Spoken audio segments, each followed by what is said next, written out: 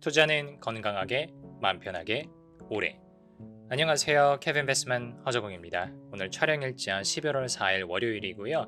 오랜만에 제가 낮에 모든 강의 일정을 마치고 돌아와서 오늘 올라왔었던 공시들을 보다가 보령 쪽에서 유상증자 공시가 나왔는데 이게 조금 쎄한 느낌이 들어서 투자자 여러분들께 공유드려야 되겠다는 생각에 영상을 찍게 되었습니다. 바로 화면으로 한번 가시죠. 네, 공시가 올라왔었던 거는 아까 장 끝나고 나서 4시 반 조금 되기 전에 올라왔고요. 일반적인 유상증자 결정처럼 보이기는 합니다. 그래서 일단 이 조건과 현황들에 대해서 좀 정리를 드리고, 근데 제가 이게 쎄하고 조금 위험하다, 좀 잘 살펴보셔야 되겠다라고 생각했었던 이유에 대해서는 천천히 한번 정리 드려 보겠습니다. 먼저 기존 발행 주식 총수는 한 6,800만 주 정도 됩니다. 근데 이번에 1,800만 주 정도가 신규 발행이 될 거예요. 그럼 전체 주식수는 한 8,600~700만 주 정도가 되겠죠. 그래서 기존 주식수에 비해서 상당히 많은 그런 분량의 신주가 늘어나는 거라서 여러분들께서 좀 유의 깊게, 특히 기존 주주분들께서는 유의 깊게 보셔야 됩니다. 이 주식수가 늘어나는 것만큼 여러분들의 지분 가치는 퍼센티지로 역수로 희석이 되는 거다 보니까.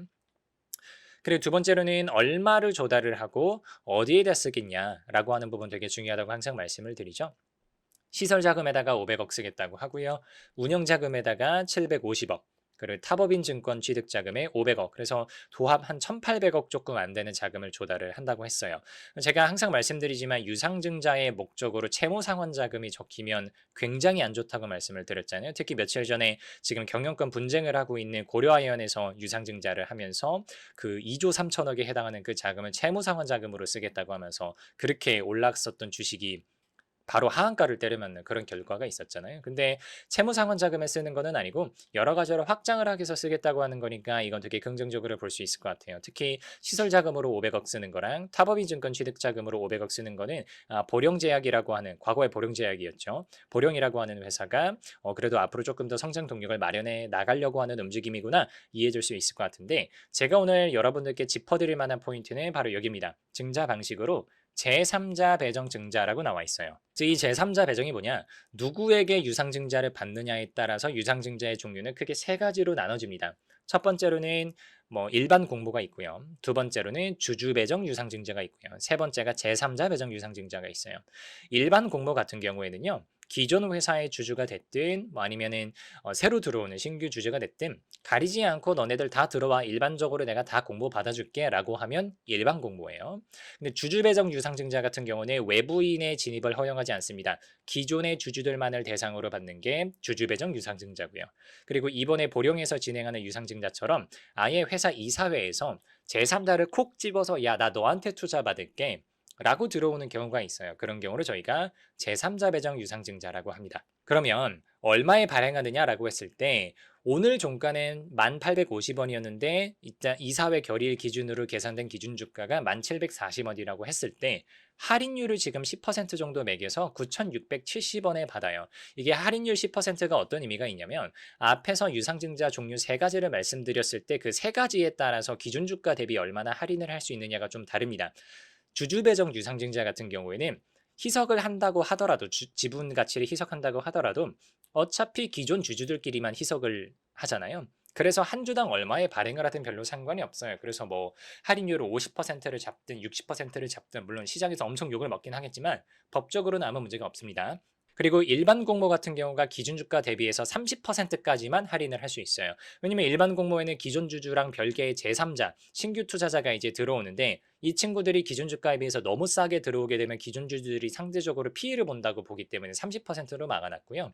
그리고 지금 이번에 보령이 진행하는 제3자 배정 유증 같은 경우에는 10%까지밖에 할인을 못해요. 왜 그러냐면 기존 주주들 입장에서는 아무것도 손쓸 방법이 없잖아요. 그래서 10%가 맥시멈인데 기준 주가 대비해서 그 맥시멈의 10% 할인을 해서 9,670원에 설정을 했다는 겁니다. 그래서 요거는 그렇게 긍정적으로 볼 만한 측면은 아닌 것 같습니다. 근데 여기서부터가 이제 메인입니다. 자, 누구한테 이 제3자가 도대체 누구냐? 기존 주식이 저렇게 많이 1,800만 주 가까이 늘어났는데 저거 다 받아가는 제3자는 누구냐라고 해서 밑에 제가 공시 내역들을 보니까 제3자 배정 대상으로 보령 파트너스라고 하는 회사가 들어왔어요. 이 회사가 물론 1년 동안 락업이 되는 거는 그냥 확인하시면 되는데, 이 회사가 그래서 누구야? 그리고 보령이라는 이름이 붙어 있으니까 계열사일 거 아니에요? 그래서 보니까 보령 파트너스가요. 출자자 수가 3명밖에 안 돼요. 그러니까 주주가 3명이라는 얘기죠.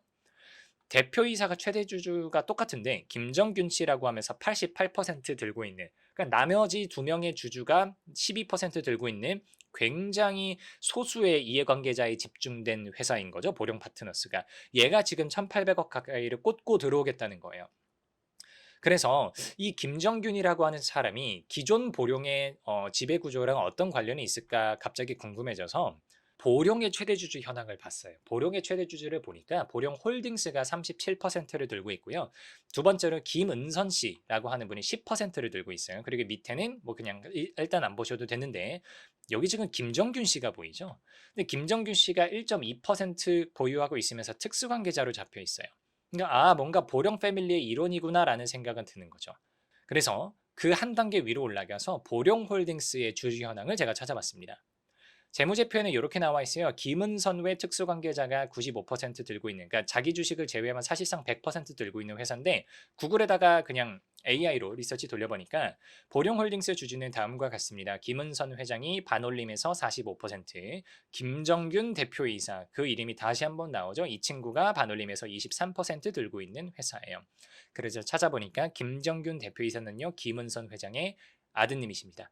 제가 알기로 보령제약, 그러니까 제약일 시절에 보령의 창업자가 그 김승우 명예회장이신 걸로 알고 있는데 그분의 따님이 아마 김은선 회장이실 거고 김은선 회장의 아드님이 김정균 대표이실 거예요. 정리해보면 이런 겁니다. 기존의 보령의 지배주주는 이렇게 되어 있었어요.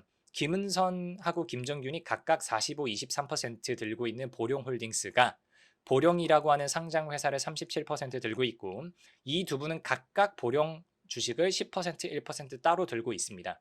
근데 여기서 보령 파트너스가 들어오면서 전체 주식수가 늘어나니까 지분 가치는, 그리고 지분율은 일부 희석이 되겠죠. 그럼 보령 홀딩스의 보령에 대한 지분율은 29%로 줄어들고요. 보령 파트너스가 자그마치 20.8%를 들고 오게 됩니다.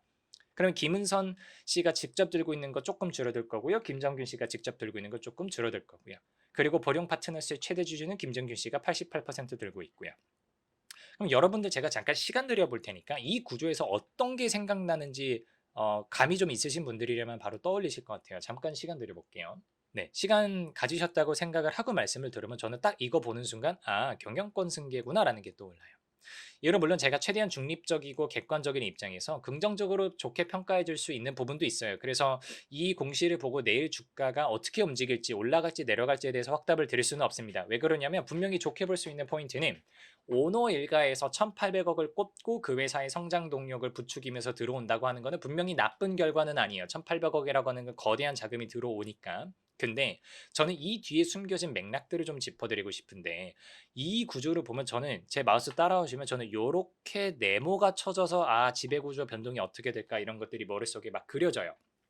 예를 들면 이런 거죠. 왜 경영권 승계를 하기 위한 초석이라고 보는 거냐면 지금 보세요. 보령 위에 보령 홀딩스가 있고 보령 홀딩스 위에 김은성, 김정균이 있잖아요. 김은선이 보령홀딩스의 최대 주주예요. 근데 이 주식을 예를 들어서 나중에 김정균 씨한테 넘겨주겠다고 했을 때 보령홀딩스의 가치는 얘가 들고 있는 보령의 주식 가치로 평가가 될 거라서 상속세 꽤 많이 나올 겁니다. 증여세도 꽤 많이 나올 거고.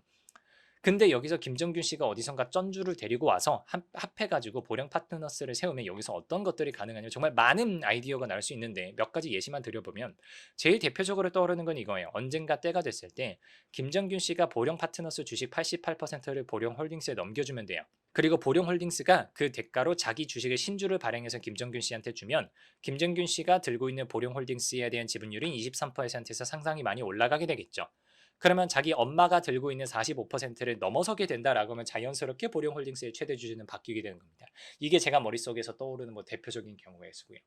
그리고 김은선 씨가 움직여주는 경우도 있어요. 이게 그렇게 확률이 높을 거라고 생각하진 않지만 예를 들면 이 지배구조의 그냥 탑라인을 보령홀딩스가 아니라 보령 파트너스로 바꿔버리는 게 있어요. 예를 들면 김은선 씨가 자기가 들고 있는 보령홀딩스 주식 45%를 보령 파트너스한테 주는 거죠.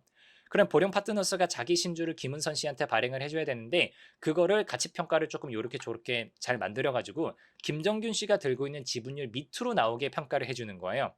그러면은 보령 파트너스 1대 주주 김정균, 2대 주주 김은선이 되면서 최대 주주가 바뀌죠. 그죠? 그리고 난 다음에 예를 들면 보령홀딩스가 그런 보령 파트너스 주식을 들고 있는 상태에서 홀딩스가 파트너스를 합병해서 얘가 소멸이 되게 되면 그러면 그거에 대한 대가로 김정균 씨가 보령홀딩스 주식을 최대한 많이 받겠죠. 근데 자기는 이미 보령홀딩스 주식을 23% 들고 있는 상황에서 보령 파트너스 주식을 포기하는 대가로 보령홀딩스 신주를 추가로 받게 되면 보령홀딩스의 절대적인 최대 주주가 될 거거든요.